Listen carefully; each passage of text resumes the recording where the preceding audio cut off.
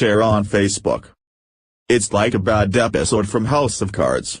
Only this time, instead of finding out Kevin Spacey is the bad guy, it's actually Barack Obama. In the same way Spacey's character, Frank Underwood, attempted to win the presidential election by playing up the fear of terrorism, Barack Obama controlled the media's narrative about al-Qaeda in the run-up and during the 2012 election by minimizing the terrorist network.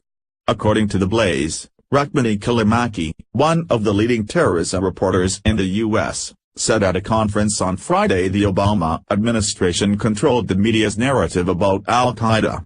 The overall narrative that I think was being pushed to the press, and if you look back at the editorials that were done when that trove came out, was an image of bin Laden isolated. He had lost control of this group, Callimachi said, according to the Weekly Standard.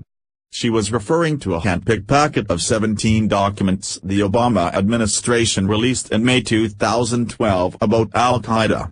And, in her own words, Callimachi added, "Think back to when bin Laden was killed.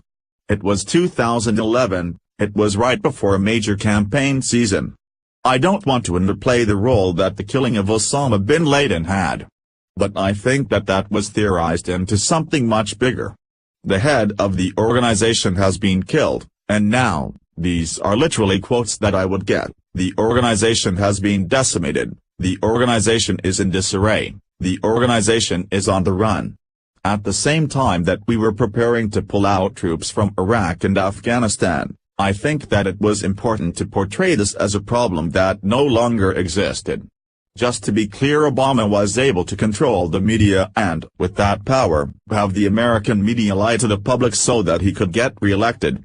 If that doesn't sound like a neo-fascist leader, I'm not sure what does. Controlling radio and press? Manipulating stories during election time? Personal benefit over safety and security of country?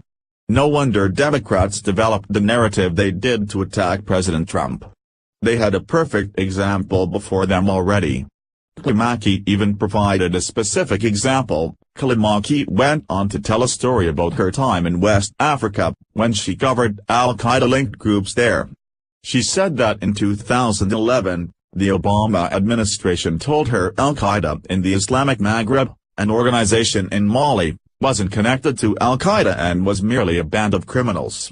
However, she discovered on her own, by scouring through documents left by Akim in Timbuktu, that the group was actually being micromanaged by top al-Qaeda commanders.